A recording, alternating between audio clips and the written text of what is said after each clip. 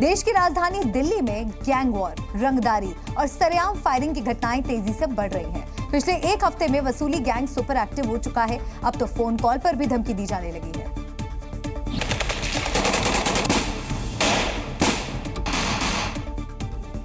इस बार रोहिणी के ज्वेलर्स को थ्रेट कॉल आया। काला जठेड़ी गैंग के नाम से रंगदारी मांगी गई। जो नहीं बात कर रहे हो, काला जठेड़ी भाई की तरफ से और 48 घंटे का वक्त दिया गया। रंगदारी के लिए फोन करे तेरे पास। मैं तेरे को बता रहा हूँ भाई, देख दोस्त, तेरे पास फोन आ गया, पैसे तो तेरे को देने पड़ेंगे। भाई जी मैं कहाँ से करूँगा पैसा हो तो पैसे ऊपर नीचे हो सकते हैं, लेकिन पैसे तो तेरे को देने पड़ेंगे। सर जी पैसे देने पड़ेंगे। रंगदारी नहीं देने पर अंजाम भुगतने की धमकी से ज्वेलर्स खौफ में हैं और पुलिस से मदद की गुहार लगा रहे हैं। कोई अमेरिका का नंबर बता रहे हैं और कोई बदमाश है, कल्लू कुछ नाम है, तो कहा कि मुझे रंगदारी में पैसा चाहिए। तो मैंने तो मना किया, बोला 2 दिन के अंदर आपके साथ कुछ भी हो सकता है। रोहिणी में रंगदारी के कॉल तो मुंडका में युवक की हत्या से दिल्ली सन हो चुकी है। मुंडका में बदमाशों ने 6 राउंड फायरिंग की, जिसके पीछे गैंगवॉर का शक जताया गया, क्योंकि मृतक का भी आपराधिक इतिहास है। हाँ, गोली की आवाज आई थी, हमने सोचा नॉर्मल घर में आराम से बैठे हुए थे, लेकिन ये नहीं पता लगा ना, जैसे दिवाली का माहौल है कि गोली चली है, किसी ने पटाखे चलाए हैं, ये नहीं पता लगा। दिल्ली में फायरिंग की लगातार घट रही घटनाओं से कानून व्यवस्था को लेकर सवाल उठने लगे हैं। शुक्रवार रात से शनिवार तक 24 घंटे में दिल्ली में फायरिंग की 3 घटनाएं घटी। इनमें 2 लोगों की मौत हो गई, जबकि 3 लोग घायल हो गए। एक बार फिर गैंगवॉर से दिल्ली खौफ में है और फिर से दिल्ली की फिजाओं में बारूद घुल चुकी है, जिसका साइड इफेक्ट ये है कि दिल्ली वाले डर के साए में हैं और पुलिस बार बार नाकाम तरीकों में आपको तारीखों से समझाते हैं। 9 नवंबर को मुंडका में गोगी गैंग के शूटर का मर्डर हुआ। आरोप टिल्लू गैंग पर लगे, लेकिन एक्शन की बात करें तो पुलिस अब तक खाली हाथ है। इसके 3 दिन पहले यानी 6 नवंबर को पश्चिम बिहार में रंगदारी के लिए फायरिंग की गई। रंगदारी नंदू उर्फ सांगवान गैंग ने मांगी, लेकिन कार्रवाई के नाम पर एक भी शूटर गिरफ्तार नहीं कर पाई दिल्ली पुलिस। इसी तरह 4 नवंबर गोगी गैंग ने नांगलोई में रंगदारी न मिलने पर फायरिंग की। कारोबारी दहशत में आ गए। हालांकि 2 शूटर्स को पुलिस ने पकड़ा, लेकिन गोगी गैंग इसके बाद भी चुप नहीं बैठा है। सवाल यह है कि क्या दिल्ली में गैंग वॉर और एक्सटॉर्शन का दौर फिर से शुरू हो चुका है और क्या इन गैंग्स का इलाज सिर्फ यूपी का योगी मॉडल ही है? बढ़ते आगे तो दिल्ली में वसूली गैंग खुलेआम पुलिस को चुनौती दे रही है, लेकिन दिल्ली से सटे नोएडा और ग्रेटर नोएडा में अपराधी नहीं बल्कि अपराधियों में पुलिस का खौफ है। यहाँ योगी का ऑपरेशन लंगड़ा चल रहा है, क्योंकि जिस वक्त दिल्ली के मुंडका में अपराधियों के बीच गैंग वॉर चल रहा था, ठीक उसी रात नोएडा और ग्रेटर नोएडा में यूपी पुलिस अपराधियों को चुन चुनकर लंगड़ा कर रही थी। नोएडा के सेक्टर 83 मेट्रो स्टेशन के पास पुलिस और अपराधी के बीच मुठभेड़ में कुख्यात लुटेरा इरफान गोली लगने से घायल हो गया। तो ग्रेटर नोएडा के सेक्टर 142 में पुलिस और बदमाशों के बीच मुठभेड़ हुई, जिसमें एक अपराधी घायल हो गया। अपराधियों के खिलाफ योगी की 0 टॉलरेंस की नीति और ऑपरेशन लंगड़ा से यूपी में बदमाशों के पैर ठीक से जम नहीं रहे, लेकिन कुछ किलोमीटर की दूरी पर दिल्ली में खुलेआम फायरिंग हो रही है और अपराधियों का खौफ चल रहा है। लेकिन यूपी में अपराधियों में पुलिस का डर है। दिल्ली में 8 दिन में शूट आउट हुए, तो यूपी में 2 दिन में करीब 8 अपराधियों का एनकाउंटर हुआ। दिल्ली में रंगदारी नहीं देने पर गोलीबारी हो रही है, तो यूपी के अपराधियों में पुलिस का खौफ है। ये योगी के पुलिस का स्टाइल है, चाहे अपराधी कितने भी कुख्यात हो, अपने पैर पर ठीक से खड़ा नहीं हो सकते, और ये तस्वीर इसकी तस्दीक करती है। लेकिन दिल्ली में एक साथ कई गैंग के एक्टिव होने से यहाँ भी यूपी की तरह ऑपरेशन लंगड़ा की डिमांड हो रही है। यूपी विधानसभा उपचुनाव का रण महाभारत का कुरुक्षेत्र बन गया है। समाजवादी पार्टी अध्यक्ष अखिलेश यादव ने भारतीय जनता पार्टी पर सियासी सुदर्शन चक्र चलाया, तो बीजेपी ने भी उसी अंदाज में पलटवार किया। अखिलेश यादव ने सोशल मीडिया पर पोस्ट करके बिना नाम लिए सीएम योगी पर जोरदार हमला किया। उन्होंने महाभारत की तर्ज पर लिखा कि अब तक तो डरे हुए थे, अब हिले हुए भी हैं। हे कृष्ण कन्हैया नंद गोपाल, जिनकी संपत्ति दंभ अहंकार न्याय विरुद्ध है, जिनके काम उनको माफ करना घनश्याम। पराजय काले विनाश विनाश, मुंह से निकले अनाप शनाप। शब्द है जिनके विष के बाण, जो आस्तीन में है पाले सांप। उनको भी सन्मति दे भगवान, हम करे प्रार्थना हे राधे श्याम। भय वितरक को दे अभय दान, शब्द हो उनके नाम समान। तो वही भारतीय जनता पार्टी ने भी अखिलेश यादव के हमले पर पलटवार किया और सोशल मीडिया पर समाजवादी पार्टी के कुनबे की एक तस्वीर जारी की, जिसमें अखिलेश, शिवपाल, राम गोपाल यादव, धर्मेंद्र यादव और तेज प्रताप यादव को दिखाया गया और लिखा कि सूचना जनहित में जारी, सैफई के ठग बांटने की कर रहे तैयारी। इससे पहले पैसा कहां जाता था? स्वाभाविक रूप से सेफई घराने के पास चला जाता था। उनके जो कारिंदे थे उनके पास चला जाता था। दरअसल उपचुनाव को लेकर लगातार पोस्टर वॉर जारी है। सीएम योगी के बटेंगे तो कटेंगे के नारे के खिलाफ सपा और कांग्रेस लगातार पोस्टर जारी कर रहे हैं और नए नए नारे दे रहे हैं। इतना ही नहीं, वाराणसी में एक पोस्टर में सपा समर्थकों ने अखिलेश यादव को कृष्ण और राहुल को अर्जुन के रूप में दिखाया। अपराध पर यूपी उपचुनाव में आर पार की लड़ाई छिड़ गई है। एसपी ने यूपी का आपराधिक ग्राफ ट्वीट किया तो पलटवार में सीएम योगी ने सपा को माफियाओं का प्रोडक्शन हाउस करार दिया। अतीक मुख्तार जैसे माफिया को इसी सपा के प्रोडक्शन हाउस का प्रोडक्ट बता डाला। ये समाजवादी पार्टी अब यह तो एक प्रोडक्शन हाउस बन गया है, माफिया और अपराधियों को पालने का प्रोडक्शन हाउस है ये। यानी जहां पर हर दुर्दांत अपराधी, हर दुर्दांत माफिया, हर दुर्दांत दुष्कर्मी जहां से पैदा होता है और इसके सीईओ अखिलेश यादव है, इनका ट्रेनर शिवपाल यादव है।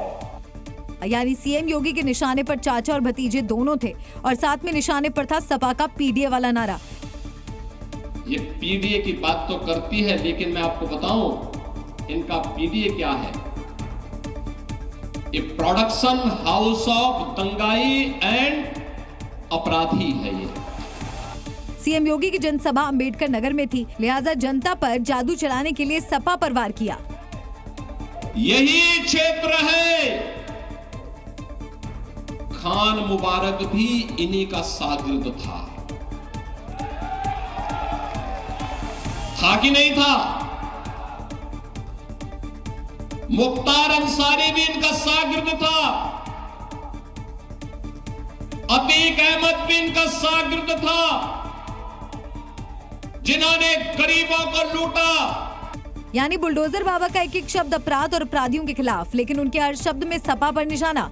कोशिश यही कि उपचुनाव में कानून व्यवस्था के नाव पर बैठकर किसी तरह नैया पार हो जाए, फिर चाहे जितने भी सियासी वार करने पड़ जाएं। झारखंड की चुनावी रण का आज सुपर संडे रहा। प्रधानमंत्री नरेंद्र मोदी ने आज धुआंधार प्रचार किया और इंडिया गठबंधन पर जोरदार हमला बोला।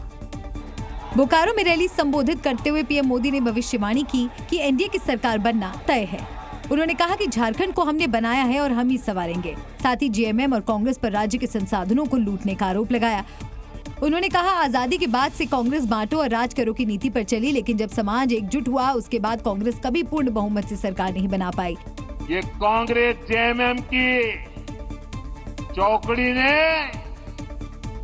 नया खेल खेलना शुरू किया है और ये सत्ता पाने के लिए कुछ भी कर सकते हैं जी। कांग्रेस हमेशा से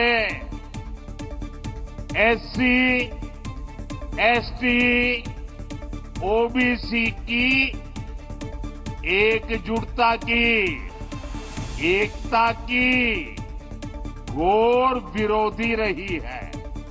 साथ ही प्रधानमंत्री ने झारखंड की जनता को भरोसा दिलाया और कहा कि आपके हक का पैसा आप पर ही खर्च होगा, आपके लिए खर्च होगा, आपके बच्चों के भविष्य के लिए खर्च होगा। और बात महाराष्ट्र की। महाराष्ट्र विधानसभा चुनाव के लिए बीजेपी और कांग्रेस ने भी अपने वादों का पिटारा खोल दिया। गृह मंत्री अमित शाह ने बीजेपी का संकल्प पत्र जारी किया तो वहीं महाविकास अघाड़ी ने महाराष्ट्रनामा से घोषणा पत्र जारी किया। दोनों के मैनिफेस्टो में किसानों, महिलाओं और युवाओं पर खास फोकस है। बीजेपी ने महाराष्ट्र की जनता के लिए कई वादे किए, जिसमें 25 लाख नौकरियों का वादा, लाड़की बहन योजना में 2100 रुपए महीना, 2027 तक 50 लाख लखपति दीदी का लक्ष्य, किसानों का कर्ज माफ, सरकार बनने के 100 दिन के अंदर विजन महाराष्ट्र 2029 अहम है। घोषणा पत्र जारी करने के बाद अमित शाह ने महाविकास अघाड़ी पर जोरदार हमला किया। अघाड़ी की सारी योजनाएं सत्ता के लालच में तुष्टीकरण की है, विचारधाराओं का अपमान करने वाली है और महाराष्ट्र की संस्कृति से छल कर केवल सत्ता प्राप्ति के लिए आगे बढ़ने वाली विचारधारा है। तो वहीं दूसरी ओर महाविकास अघाड़ी ने अपने वादा पत्र महाराष्ट्रनामा में महाराष्ट्र की जनता के लिए 5 गारंटी जारी की। महालक्ष्मी योजना के तहत 3000 रुपए महीने, जातीय जनगणना और 50% आरक्षण की सीमा खत्म करना, कुटुंब रक्षा के तहत 25 लाख रुपए तक स्वास्थ्य बीमा, किसानों का 3 लाख रुपए तक कर्ज माफी का वादा और बेरोजगारों को हर महीने 4,000 रुपए मदद का वादा किया। MVA का घोषणा पत्र जारी करते हुए कांग्रेस अध्यक्ष मल्लिकार्जुन खड़गे ने बीजेपी के मैनिफेस्टो को कॉपी पेस्ट बताया। हमारी कॉपी करने वाले लोग हमको ये कहते हैं कि ये तो सभी लोग ये दिवालापन निकालने के लिए आज किए हैं। महाराष्ट्र विधानसभा की चुनावी राजनीति में इस बार शिवाजी पार्क का मुद्दा गर्म है, जहां उद्धव ठाकरे और राज ठाकरे आमने सामने हैं। मुंबई के शिवाजी पार्क में एक ही दिन रैली करने को लेकर उद्धव ठाकरे और राज ठाकरे ने BMC में अर्जी लगाई तो ठाकरे बंधुओं में ठन गई। दोनों पार्टियों के कार्यकर्ता भी आमने सामने हैं, जिससे चुनावी माहौल और गर्म हो गया। दोनों तरफ ही उद्धव ठाकरे और राज ठाकरे ने 17 नवंबर को शिवाजी पार्क में रैली के लिए एप्लीकेशन दी। हालांकि BMC ने ठाकरे भाइयों में से किसी को भी इसकी परमिशन नहीं दी है। दरअसल 17 नवंबर को शिवसेना के संस्थापक बाला साहेब ठाकरे की पुण्यतिथि भी है। ऐसे में उद्धव ठाकरे शिवाजी पार्क में रैली करना चाहते हैं। इसके अलावा 18 नवंबर को चुनाव प्रचार भी थम जाएगा। उससे पहले 17 नवंबर को ठाकरे बंधु शिवाजी पार्क में अपनी ताकत दिखाना चाहते हैं। वैसे 10 नवंबर को शिवसेना, 12 नवंबर को बीजेपी और 14 नवंबर को अजीत पवार की NCP को रैली की इजाजत मिल चुकी है। इस बार राज ठाकरे के बेटे अमित ठाकरे भी चुनावी मैदान में हैं, जो मुंबई के माहिम से उम्मीदवार हैं, जबकि उद्धव ठाकरे के बेटे आदित्य ठाकरे वर्ली से मैदान में हैं और शिवाजी पार्क माहिम निर्वाचन क्षेत्र में आता है। हालांकि अंदर खाने खबर ये भी है कि उद्धव और राज ठाकरे के बीच गुप्त समझौता हुआ है। महाराष्ट्र के चुनावी घमासान के बीच शंकराचार्य ने ऐलान कर दिया, जिसने गौ माता की सेवा की सत्ता उसे ही मिलनी चाहिए। उनका इशारा CM शिंदे की ओर है और इसकी वजह है चुनाव से ठीक पहले यानी 1 अक्टूबर को लिया गया शिंदे का फैसला। इसमें उन्होंने देसी गाय को महाराष्ट्र की राज्य माता का दर्जा देने का फैसला किया था। अब शंकराचार्य गौ सेवा के बदले शिंदे को सत्ता आशीर्वाद दे रहे हैं।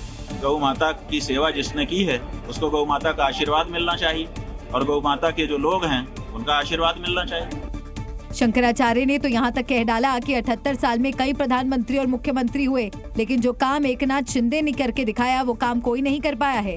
हर हिंदू को, हर गौ प्रेमी को खड़े हो जाना चाहिए कि हम इसी सरकार को चुनेंगे जिसने इतना बड़ा काम करके दिखा दिया। 78 साल में कौन हुआ बताओ तुम्हारे देश में जिसने गाय को माँ कह करके बुलाया? ये तो महाराष्ट्र का मुख्यमंत्री एकनाथ शिंदे ही हुआ ना। शिंदे सरकार ने 1 अक्टूबर को चारों शंकराचार्यों की मौजूदगी में महाराष्ट्र में देसी गाय को राज्य माता का दर्जा दिया। तब सभी संतों ने CM शिंदे को आशीर्वाद दिया था। आज जब चुनाव की घड़ी है, तब शंकराचार्य ने फिर शिंदे के समर्थन का जनता में आह्वान कर दिया। अब आपको बताते हैं कि CM शिंदे किस फैसले के बाद शंकराचार्य ये कह रहे हैं कि गौ सेवकों को सत्ता मिलनी चाहिए। दरअसल शिंदे सरकार ने 1 अक्टूबर को देसी गाय को राजमाता का दर्जा दिया था। सरकार के मुताबिक वैदिक काल से भारतीय संस्कृति में गाय की उपयोगिता है। आयुर्वेद चिकित्सा, गाय के गोबर और गोमूत्र के महत्वपूर्ण स्थान को ध्यान में रखते हुए ये फैसला लिया गया था। साथ ही देसी गायों के पालन पोषण के लिए 50 रुपए प्रतिदिन की सब्सिडी योजना भी लागू करने का निर्णय लिया गया। चारों शंकराचार्यों की मौजूदगी में CM शिंदे ने इसका ऐलान एक भव्य कार्यक्रम के जरिए किया था। ज्योतिर्मठ शंकराचार्य ने अब इसी फैसले को ध्यान में रखते हुए गौ सेवक को सत्ता मिलने की बात कही है। यानी पहली बार गौमाता को राजमाता का दर्जा मिला तो सभी शंकराचार्य साक्षी बने थे। अब इसी फैसले के बदले शिंदे को सत्ता का आशीर्वाद दे रहे हैं शंकराचार्य स्वामी अविमुक्तेश्वरानंद सरस्वती। बढ़ते आगे, महाराष्ट्र में मोदी योगी की मेगा रैली और एक रहोगे सेफ रहोगे का मंत्र ओवैसी को हजम नहीं हो रहा है। हम ऐसा इसलिए कह रहे हैं क्योंकि असदुद्दीन ओवैसी के हर एक शब्द में मोदी का जिक्र है। मानो मोदी और योगी की ताबड़तोड़ रैलियों से भाईजान घबरा चुके हैं। पहले उन्होंने महाराष्ट्र में उस वायरस का जिक्र किया जिसमें 15 तारीख है और कहा बीजेपी के वायरस का वैक्सीनेशन मेरे पास है। तुम्हारी हर बात का वैक्सीनेशन मेरे पास है।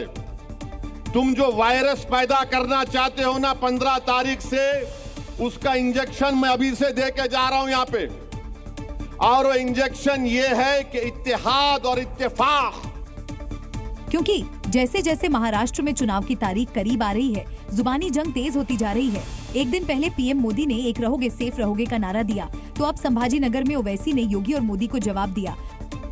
आपको याद रखना है, एक है तो सेफ है,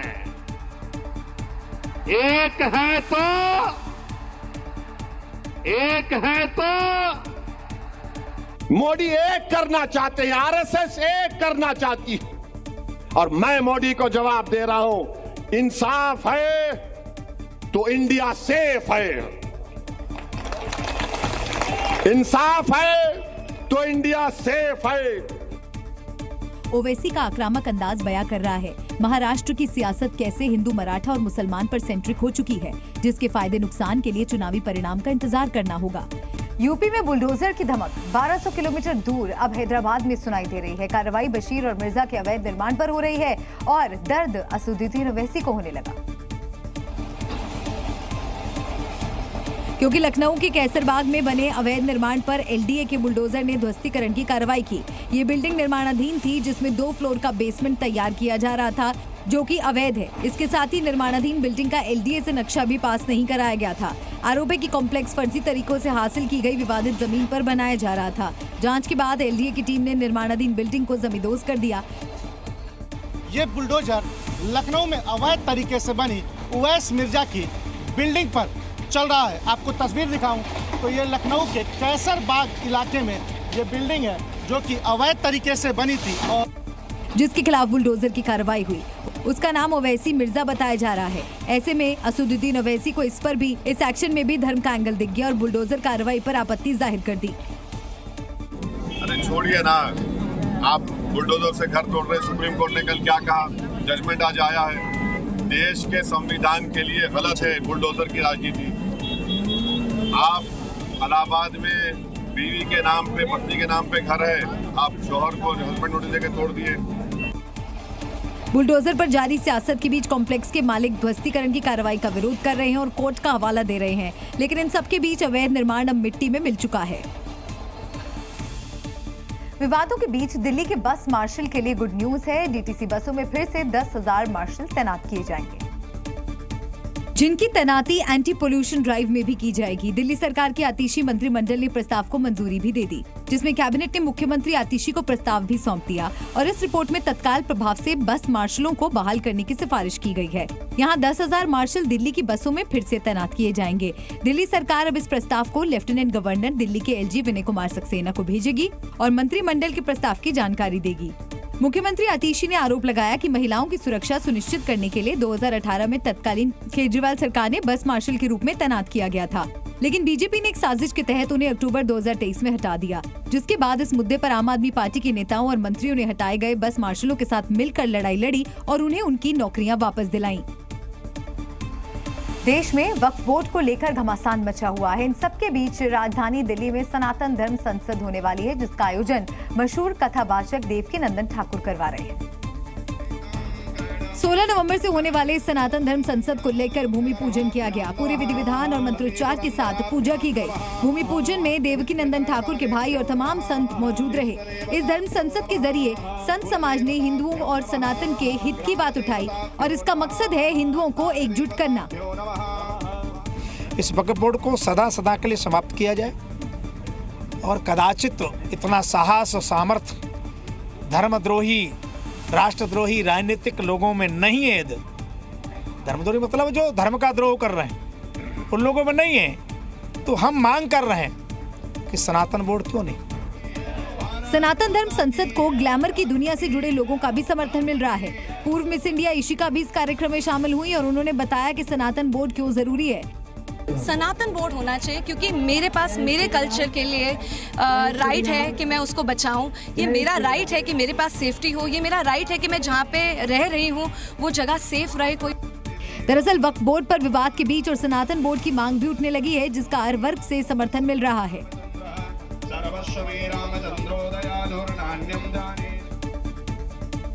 महाकुंभ 2025 को भव्य और दिव्य बनाने के लिए यूपी की योगी सरकार कोई कोर कसर नहीं छोड़ रही है।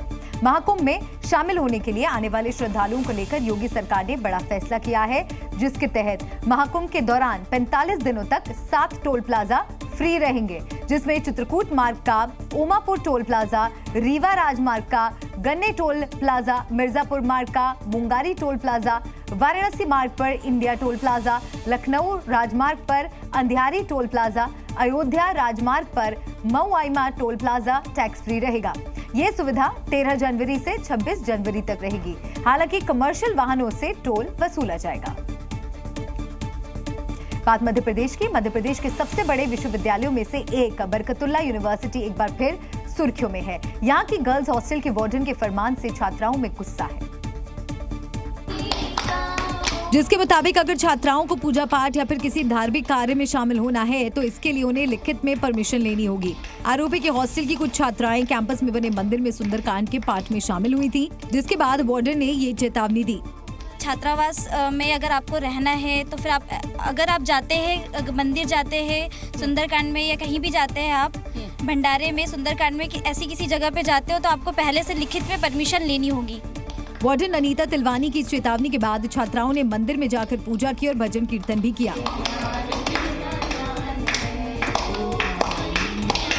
साथ ही छात्राओं का ये भी आरोप है कि वार्डन को सिर्फ मंदिर जाने से ही ऐतराज नहीं है, बल्कि छात्राओं के बाजार और मॉल जाने पर भी आपत्ति है। इससे पहले भी बरकतुल्ला यूनिवर्सिटी में नवरात्रि में दुर्गा उत्सव मनाने को लेकर एक आदेश जारी किया गया था, जिसमें ये फरमान दिया गया था कि फीस जमा करने के बाद ही पूजा में शामिल होने की इजाजत मिलेगी। इतना ही नहीं, कुछ दिन पहले यूनिवर्सिटी के कुलपति पर शहीद भगत सिंह की जयंती मनाने की इजाजत नहीं देने का आरोप लगा था, जिसके बाद छात्रों ने प्रदर्शन भी किया था। मध्य प्रदेश की राजधानी भोपाल में भी प्रदूषण के हालात दिल्ली जैसे हैं। झीलों के शहर की हवा में भी प्रदूषण वाला जहर घुल गया है। शहर के कई इलाकों में प्रदूषण का स्तर 300 के पार है। आलम यह है कि धुंध की चादर में पूरा भोपाल लिपटा हुआ है। खतरनाक हो चुके प्रदूषण से झीलों के शहर का हाल बुरा है। शहर के कई इलाकों में विजिबिलिटी बेहद कम है। कम विजिबिलिटी के कारण विमानों की उड़ानों में भी दिक्कतें आ रही हैं। कई इलाकों में एयर क्वालिटी इंडेक्स 300 के स्तर को पार कर गया है। टीटी नगर में AQI 317 है, जबकि अरेरा कॉलोनी में प्रदूषण का स्तर 323 दर्ज किया गया। पुराने शहर में भी AQI 302 तक पहुंच गया। शहर का औसत AQI शनिवार को 275 रिकॉर्ड किया गया। प्रदूषण की स्थिति पुअर श्रेणी में आती है और लंबे समय तक ऐसी स्थिति रहने पर सांस संबंधी समस्याएं बढ़ सकती हैं। फायर ब्रांड योगी से लेकर कृष्ण भक्त मोहन यादव तक बीजेपी के दिग्गज चेहरे अब पाकिस्तान को लपेटने में लग गए हैं। कोई पिद्दी सा पाकिस्तान बताकर हंस रहा है तो कोई घर में घुसकर मारने की बात कर रहा है। पर सवाल ये क्या, अलग अलग स्टेट में चुनावों के बीच पाकिस्तान पर हमला बीजेपी की कोई रणनीति है? क्या बीजेपी स्टेट इलेक्शन में पाकिस्तान एंगल को भुनाने में जुट गई है? कम से कम सीएम योगी के बयान से तो ऐसा ही लगता है। आवाज उठाते थे कि भाई देश के दुश्मन देश की सीमा के अंदर घुस रहे हैं, इनका मुंह तोड़ जवाब दो। तो ये लोग कहते थे, इंडी गठबंधन के लोग जो आज हैं, ये कहते थे अरे संबंध खराब हो जाएंगे। और आज अगर दुश्मन भारत की सीमा में घुसता है तो जैसे को तैसा मार करके उसकी ध्वजियां उड़ा दी जाती है दुश्मन की। इधर योगी ने पाकिस्तान के बहाने विपक्ष को ललकारा तो उधर मध्य प्रदेश के मुख्यमंत्री ने कांग्रेस के बहाने पाकिस्तान को ही ललकार दिया। वो पागल का 3 महीने 13 में पिद्दी सा देश पाकिस्तान जब देखो जब आंख दिखाता था, जब देखो जब आंख दिखाता था। अब करके देखे घर में घुस के मार के बताते कि नरेंद्र मोदी जी की सरकार है। यानी बुलडोजर बाबा ने यूपी उपचुनाव में पाकिस्तान के बहाने कांग्रेस को कटघरे में खड़ा कर दिया तो मोहन यादव के निशाने पर भी कांग्रेस ही थी। वो अलग बात है कि बहाना पाकिस्तान, लेकिन निशाना विपक्ष ही हर बार रहा। राजस्थान की धरा से हिंदुत्व विरोधियों को बाबा बागेश्वर ने एक बार फिर ललकारा है। हिंदू राष्ट्र का आह्वान तो धर्म विरोधियों की ठठरी बांधकर पाकिस्तान भेजने का ऐलान कर दिया। और अब छेड़ोगे तो छोड़ा नहीं जाएगा। भारत हिंदू राष्ट्र बनवाओगे, और जिन्होंने यहाँ पर आदर्श नाम के बच्चे को मारा था, गाय की पूंछ काटकर हनुमान जी पर चढ़ाई थी, हम हिंदुओं को एक होकर उनकी अब ठठरी बारनी है। यानी भिलवाड़ा की धरती से धीरेन्द्र शास्त्री ने न सिर्फ कन्हैया लाल दर्जी के हत्यारों को ललकारा, बल्कि कट्टर सोच वालों को पाकिस्तान भेजने की बात कह डाली। राजस्थान में कन्हैया लाल दर्जी को मारा, हेमराज नाम के बच्चे को मारा, आदर्श नाम का बच्चा छोटा था, पर इन निर्दयी आतताई हलीउल्लाह वालों ने उस बच्चे को मारा। अब हमारा उनसे कहना है, हिंदू जग गया है, भीलवाड़ा के धर्म विरोधियों, अब छेड़ोगे तो छोड़ा नहीं जाएगा। कथावाचक धीरेन्द्र शास्त्री का संदेश साफ है, हिंदुओं एकजुट हो जाओ और कट्टरपंथियों सनातन विरोधियों सुधर जाओ या पाकिस्तान जाओ।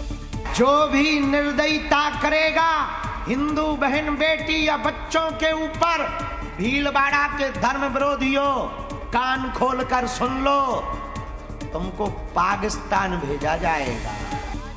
दरअसल भीलवाड़ा में कथावाचक धीरेन्द्र शास्त्री 5 दिवसीय कथा कर रहे हैं। इसी दौरान उन्होंने ये बयान दिए। कनाडा में हिंदू मंदिरों पर हो रहे हमलों के खिलाफ अब सिख भी विरोध में उतर आए हैं। दिल्ली में कनाडा उच्चायोग के बाहर हिंदू सिख ग्लोबल फोरम ने प्रदर्शन किया। हालांकि प्रदर्शनकारियों को रोकने के लिए दिल्ली पुलिस ने बैरिकेडिंग कर रखी थी, लेकिन सिख प्रदर्शनकारी महिला और पुरुषों ने बैरिकेड पर चढ़कर जस्टिन ट्रूडो के खिलाफ नारेबाजी की। प्रदर्शनकारियों के हाथ में तख्तियां थीं जिस पर ट्रूडो के लिए कड़ा संदेश लिखा था। आवाज दो, हिंदू सिख एक हैं और कनाडा में मंदिरों पर आक्रमण नहीं सहेगा, हिंदुस्तान के नारे लिखे थे। प्रदर्शनकारियों ने ट्रूडो सरकार पर सिख और हिंदुओं के बीच फूट डालने का आरोप लगाया। खून बटा हुआ है, हमारी बच्चियां हिंदुओं के घरों में, हिंदुओं की बच्चियां हमारे घर में, कैसे लड़ सकते हैं हम? आप जाइए गुरुद्वारे में, देखिए 80% से ज्यादा वहाँ पे नॉन सिख लोग हैं, धर्म को मानते हैं, वो गुरु ग्रंथ साहब मानते हैं। कनाडा में हाल ही में खालिस्तानी कट्टरपंथियों ने हिंदू मंदिर पर हमला किया था, जिसकी प्रधानमंत्री मोदी समेत दुनिया भर के नेताओं ने निंदा की थी। खुद कनाडा के नेताओं ने भी इसकी कड़ी निंदा की थी। सिखों का आरोप है कि वोट और नोट की राजनीति के लिए कनाडा में इस तरह की घटनाओं को बढ़ावा दिया जा रहा है। और बांग्लादेश में एक बार फिर बगावत की चिंगारी भड़क उठी है। अवामी लीग को फांसीवादी बताने पर हंगामा हो गया, क्योंकि शेख हसीना के कमबैक के लिए पार्टी ढाका में बड़े प्रदर्शन की तैयारी कर रही थी। लेकिन बांग्लादेश की अंतरिम सरकार ने अवामी लीग की रैली की अनुमति नहीं दी। उल्टे ये कहा कि अवामी लीग का मौजूदा स्वरूप फांसीवादी है। बस फिर क्या था, ढाका की सड़कों पर संग्राम छिड़ गया। जरा मौजूदा दौर में बांग्लादेश के हालात देखिए। विरोध की आवाज बुलंद न हो जाए तो किस तरह उसे दबाया जा रहा है। जिस शख्स से मारपीट की जा रही है वो मौजूदा सत्ता के खिलाफ बस प्रदर्शन करना चाहता था, लेकिन आज के बांग्लादेश में फ्रीडम ऑफ स्पीच और लोकतंत्र का हाल देखिए। यानी बांग्लादेश कट्टरपंथियों की वो भीड़ बनता जा रहा है, जहां विरोध करने पर जुबान काट लेने वालों की फौज खड़ी हो गई है। प्रदर्शन करने वालों को पीट पीट कर लहूलुहान करने पर आमादा ये भीड़ आखिर किसके इशारे पर काम कर रही है?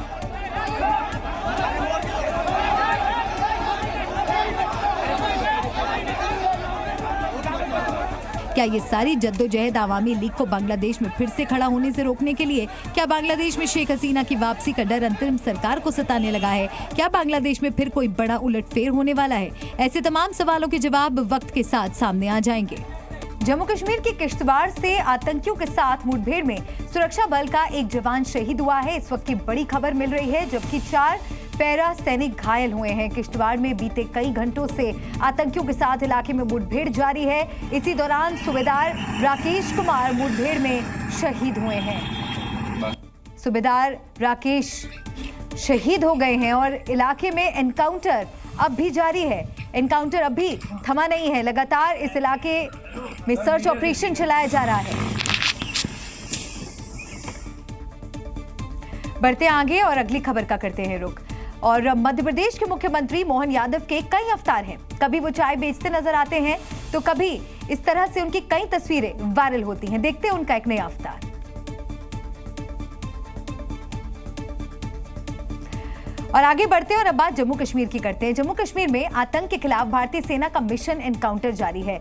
दहशतगर्दों को चुन चुन कर जहन्नुम के सफर पर भेजा जा रहा है और आज सुबह भी महज 3 घंटे में 2 जगहों पर एनकाउंटर हुए। श्रीनगर के जबरवान जंगल में आतंकियों की मौजूदगी की खबर मिलते ही सेना ने इलाके को घेर लिए। इश्पर निशात इलाके में थोड़ी ही देर में सुरक्षा बलों और आतंकियों में मुठभेड़ शुरू हो गई। करीब 1 घंटे तक रुक रुक कर गोलीबारी होती रही। सेना, सीआरपीएफ और जम्मू कश्मीर पुलिस के जवानों ने पूरे इलाके में सर्च ऑपरेशन लॉन्च कर दिया। पहाड़ी इलाका है, जबरवन का इलाका। आप देख सकते हैं यहाँ पर जो कुछ समय पहले एक एक्सचेंज ऑफ फायर हुआ, बताया जा रहा है कि मिलिटेंट्स की मूवमेंट थी, उसको ट्रैक कर रहे थे। इस वक्त यहाँ पर आप देखिए कि सेना, सीआरपीएफ और जम्मू कश्मीर पुलिस जो है ये ऑपरेशन कर रही है। इस पूरे इलाके को घेरे में ले लिया गया है। आज सुबह किश्तवाड़ इलाके में भी आतंकियों और सुरक्षा बलों के बीच मुठभेड़ हुई। जानकारी के मुताबिक कश्मीर टाइगर्स ग्रुप के 3 से 4 आतंकी छिपे थे। ये वही आतंकी थे जिन्होंने 2 विलेज गार्ड की हत्या की थी। सुरक्षा बलों और आतंकियों के बीच पिछले 24 घंटों में ये तीसरी मुठभेड़ है, जबकि नवंबर महीने के 10 दिन में ये 8वां एनकाउंटर है, जिसमें अब तक कुल 8 आतंकी मारे गए हैं। इससे पहले लश्कर-ए-तैयबा के पाकिस्तानी आतंकी उस्मान को खानियार इलाके में मुठभेड़ के दौरान मार गिराया गया था। और एक बार फिर से बात करते हैं मध्य प्रदेश के मुख्यमंत्री मोहन यादव की, जिनके कई अवतार सामने आते हैं। कभी तो वो चाय बेचते नजर आएंगे तो कभी ठेले पर चाट का आनंद लेते हुए दिखते हैं। लेकिन अब सीएम साहब ने तलवारबाजी का अद्भुत प्रदर्शन किया। देखिए, ये देखिए, सीएम मोहन यादव मंच पर खड़े हैं। वो सबसे पहले अपने दोनों हाथों में चमचमाती तलवार उठाते हैं। सीएम मोहन जैसे ही तलवार उठाते हैं, मंच पर मौजूद लोग पीछे हटने लगते हैं। इसके बाद सीएम साहब तलवार को नीचे करके सेट करते हैं और फिर मुस्कुराते हुए मंच पर ही अपनी शस्त्र कला का प्रदर्शन करने लगते हैं। सीएम साहब कुछ देर तलवारबाजी करते हैं और फिर तलवार मंच पर मौजूद समर्थकों को देकर चले जाते हैं। जय श्री राम, सावधान हो जाएंगे सब जन। दरअसल इंदौर में शौर्य वीरा कार्यक्रम का आयोजन किया गया था। इस दौरान 5000 महिलाओं ने तलवारबाजी कर अनूठा विश्व रिकॉर्ड बनाया। कार्यक्रम में मौजूद महिलाओं ने पारंपरिक वेशभूषा पहनकर करतब दिखाया। अधिकतर महिलाओं ने पीले, लाल या भगवा रंग की साड़ी पहनी थी। शौर्य वीरा कार्यक्रम में सीएम मोहन यादव भी मौजूद थे और वो भी अपनी शस्त्र कला का प्रदर्शन करने से खुद को रोक नहीं पाए। हमारे निदेशक जरा चालू करवा दीजिए। सीएम मोहन यादव अपने अनोखे अंदाज के लिए अक्सर चर्चा में रहते हैं। 2 दिन पहले वो करहल में ठेले पर चाट खाने पहुंचे थे, जबकि पहले भी सीएम मोहन यादव ने चित्रकूट में एक चाय की टपरी पर चाय बनाकर सबको पिलाई थी। हमारी बहन है, तुम थोड़ी हो। बहन को पिलाएंगे। उनका ये अंदाज भी लोगों को खूब पसंद आया था। मोहन यादव तलवार भांजते नजर आए तो केंद्रीय मंत्री मनोहर लाल खट्टर ईवी ट्रैक्टर चलाते दिखे। मकसद किसानों को जागरूक करना और ईवी को प्रोत्साहित करना था। इस आयोजन में प्रदूषण को कम करने वाले वाहनों की प्रदर्शनी लगी थी, जिसमें ईवी ट्रैक्टर को भी प्रमोट किया गया।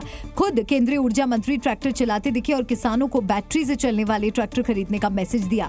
केंद्रीय मंत्री के इस खास अंदाज की काफी चर्चा हो रही है। इस दौरान उन्होंने न सिर्फ ट्रैक्टर की सवारी की बल्कि साइकिल चलाते हुए भी नजर आए, जिसका खास मकसद बढ़ते प्रदूषण को कम करने पर जोर देना था। मनोहर लाल खट्टर ने कहा, प्रदूषण को कम करने के लिए हमने कई सुविधाएं शुरू की हैं, उनमें से एक ई वाहन भी है। ये जो प्रदूषण है इसको कम करने के लिए विभिन्न प्रकार के जो आयाम खड़े किए गए, उसमें एक ये है कि हम अपने व्हीकल्स को कैसे ई व्हीकल्स पर लेकर के आए। कार्यक्रम के दौरान केंद्रीय मंत्री मनोहर लाल खट्टर का खास अंदाज लोगों को बेहद पसंद आया। मंत्री जी ने ईवी ट्रैक्टर के साथ लोगों से साइकिल चलाने की भी अपील की, जिससे बढ़ते प्रदूषण को कम किया जा सके। इंदौर पुलिस अब अपराधियों का जुलूस निकाल रही है। कुछ ऐसी ही तस्वीर एक बार फिर सामने आई, जिसमें एक पैर पर लंगड़ाता बदमाश अपराध नहीं करने की कस्में खा रहा है और जोर जोर से नारे लगा रहा है, अपराध करना पाप है। बताया जा रहा है कि कान पकड़कर पुलिस से माफी मांग रहे शख्स पर संगीन मामलों में मुकदमे दर्ज हैं, जो पुलिस से मुठभेड़ में घायल हो गया और इलाज के बाद ये सड़कों पर माफी मांगता नजर आया।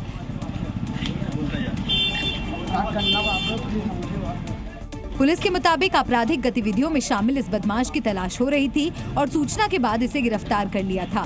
साथ ही अपराधी ने खुद सड़कों पर माफी मांगने की बात कही, जिसके बाद जुलूस निकाला गया। इस दौरान ये नारे भी लगाता रहा।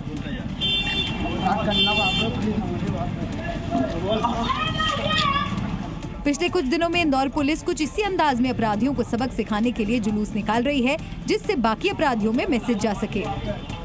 अब आपको दिखाते हैं वाराणसी में कैसे फर्जी पुलिस बनकर अपराधी 40 लाख लेकर फरार हो गए। ये फर्जी रेड जुए के अड्डे पर मारी गई थी। तस्वीर में दिख रहे ये पुलिस वाले असली नहीं बल्कि नकली हैं। बताया जा रहा है कि पहले ये जुए के अड्डे पर गए और फिर धमकाने के बाद वसूली के नाम पर 40 लाख ऐंठ लिए। पुलिस की वर्दी में दिखने वाला ये शख्स कौन है, अब तक इसका पता नहीं लग पाया है। बताया जा रहा है कि वो अपने साथ एक और शख्स को लेकर गया था, जिसे अधिकारी बता रहा था। वो भी इस तस्वीर में कैद हो चुका है। अब इस घटना के बाद पुलिस के भी होश उड़ चुके हैं। अज्ञात के खिलाफ मुकदमा दर्ज कर कार्रवाई शुरू कर दी गई है। साथ ही जिस जगह फर्जी छापेमारी हुई वहां भी जुआ खेलने वालों से पूछताछ की जा रही है, लेकिन अब तक पुलिस के हाथ कोई पुख्ता जानकारी नहीं लगी है।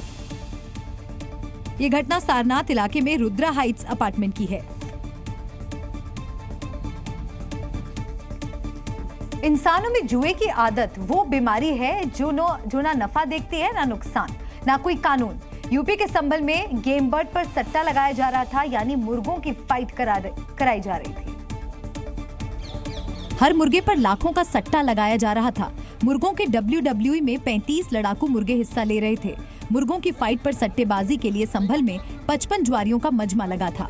मुर्गों की फाइट चल रही थी कि पुलिस को खबर मिली और गेम पलट गया। करने आए यहाँ पे? सर मुर्गा बेचने आए थे। फिर क्या हुआ? मासूम सी शक्ल बनाकर जवाब दे रहे इन जनाब के अपने खुद के फाइटर हैं। ये खुद दांव नहीं लगाते, बल्कि अपने पहलवान मुर्गों को अखाड़े में उतारकर उन पर सट्टा लगवाते हैं। आए यहाँ पे? क्यों आए थे? फिर क्या हुआ?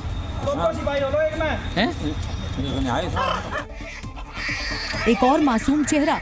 सब मुर्गे की फाइट को मौज से देख रहे थे। तभी पुलिस की रेड पड़ी और 2 मिनी ट्रक भरकर जुआरी पकड़े गए। दरअसल गांव के साप्ताहिक बाजार में कई हफ्तों से मुर्गों की फाइट और उन पर सट्टेबाजी का खेल चल रहा था। जैसे ही पुलिस को खबर मिली तो रेड मार दी और 55 जुआरियों को धर दबोचा। पुलिस ने जुआ और पशु क्रूरता अधिनियम के तहत FIR दर्ज कर सभी जुआरियों को हवालात की सैर करा दी। राजस्थान के पाली में 2 साधुओं के बीच महासंग्राम छिड़ गया। मंदिर के महंत और नागा साधु में हुई इस टक्कर में लात घूंसे और चाकू तक चल गए। ये देखिए, नागा साधु बेहद गुस्से में चला आ रहा है। साधु के हाथ में एक धारदार हथियार गुप्ती भी है। गुस्से में तमतमाया नागा साधु सीधा मंदिर के प्रांगण में आता है और महंत से भिड़ जाता है। फिर दोनों के बीच जमकर लात घूंसे चलने लगे। आसपास डॉगी भी नजर आ रहे हैं। थोड़ी देर तक दोनों साधु एक दूसरे पर हावी होने की कोशिश करते रहे और फिर नागा साधु ने फाइनल फाइट शुरू की। नागा ने महंत पर चाकू से हमला कर दिया। घायल महंत जमीन पर गिर गए। मंदिर में मौजूद लोगों ने किसी तरह दोनों को अलग किया और घायल महंत को अस्पताल पहुंचाया गया। जानकारी के मुताबिक नाहरगढ़ आश्रम के नागा संत सिद्धपीठ गणेश मंदिर आए थे। वो अपने साथ 2 डॉगी भी लाए थे। डॉगी को मंदिर प्रांगण से बाहर निकालने को लेकर मंदिर के महंत और नागा संत में झगड़ा हो गया। फिलहाल आरोपी नागा बाबा पुलिस हिरासत में है। भारत के रोहतास चौधरी ने पुशअप में पाकिस्तान के रिकॉर्ड को ध्वस्त कर दिया है। गुजरात के गांधीनगर में रोहतास चौधरी ने 722 पुशअप किए और नया कीर्तिमान स्थापित कर दिया। भारत के रोहतास चौधरी ने पाकिस्तान के नाम दर्ज 534 पुशअप के रिकॉर्ड को तोड़ने के लिए मात्र 43 मिनट में ही 544 पुशअप कर दिए। इसके बाद अगले 17 मिनट में रोहतास ने और 178 पुशअप किए, यानी निर्धारित 1 घंटे के भीतर 722 पुशअप के साथ ऐसा कीर्तिमान बनाया कि पाकिस्तान का पसीना छूट गया। ये रिकॉर्ड अटेम्प्ट मैंने किया है और ये रिकॉर्ड सब भारतीयों का रिकॉर्ड है। ये रिकॉर्ड पहले पाकिस्तान का था, आज ये भारत का रिकॉर्ड है। भारत के पुशअप मैन के नाम से मशहूर रोहतास चौधरी ने 27.875 किलोग्राम वजन के साथ एक पैर पर 1 घंटे में 704 पुशअप करके वर्ल्ड रिकॉर्ड बनाया है। इसी के साथ उनका नाम Guinness book of world record में दर्ज हो गया। इससे पहले 27.200 किलोग्राम वजन के साथ 534 पुशअप का वर्ल्ड रिकॉर्ड पाकिस्तान के नाम था। अब रोहतास चौधरी ने 1 महीने के भीतर पाकिस्तान के पुशअप मैन का रिकॉर्ड तोड़कर नया वर्ल्ड रिकॉर्ड भारत के नाम कर दिया। उत्तर प्रदेश के मेरठ में लव जिहाद के खिलाफ हिंदू संगठनों ने जमकर प्रदर्शन किया। आरोप है कि मुस्लिम युवक एक किशोरी को बहला फुसलाकर अपने साथ ले गया। घटना का CCTV फुटेज भी सामने आया। इस वीडियो में देखिए, एक शख्स बुर्का पहनकर अपने साथ एक लड़की को लेकर जा रहा है। दावा है कि मुस्लिम शख्स हिंदू लड़की को बहला फुसलाकर अपने साथ ले गया। ये मामला इंचौली थाना क्षेत्र का है। आरोप है कि नाबालिग लड़की को जीशान नाम का शख्स अपने साथ भगा कर ले गया। जब इसकी जानकारी घर वालों को हुई तो पुलिस में शिकायत की गई, लेकिन लड़की की तलाश में लगी पुलिस 4 दिन बाद भी खाली हाथ रही और इसीलिए गुस्साए हिंदू संगठनों ने प्रदर्शन शुरू कर दिया। हिंदू संगठनों की मांग है कि जल्द से जल्द आरोपी जीशान को पकड़ा जाए और नाबालिग लड़की का पता लगाया जाए। हिंदू संगठनों ने 24 घंटे में किशोरी की बरामदगी का अल्टीमेटम भी दे दिया। गुस्साए गाँव वालों ने अपने घरों के बाहर पलायन के पोस्टर भी लगा दिए। बिहार के बेतिया में लड़कियों ने कुश्ती में अपना जौहर दिखाया, जिसे देख सब दंग रह गए। दंगल में दांव पेच दिखाकर लड़कियों ने साबित कर दिया कि वो किसी से कम नहीं है। लड़कियों के दंगल की ये तस्वीर है बेतिया की, जहां पहलवानी का जौहर है, दर्शकों की ताली है।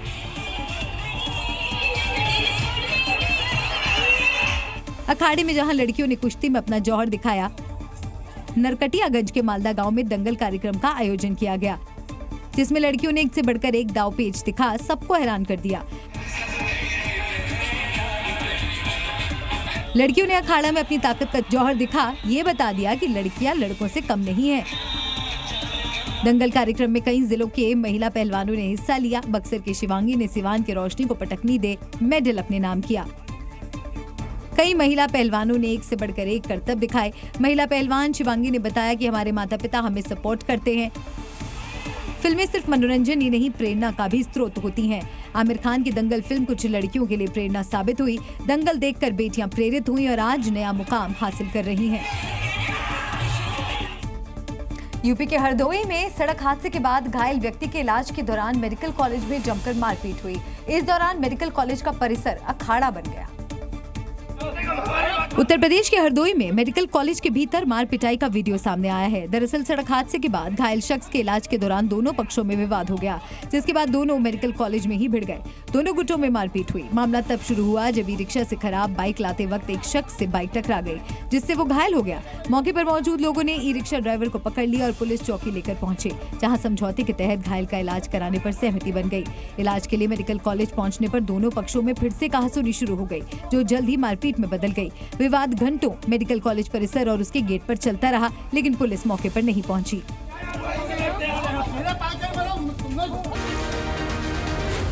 Zee News।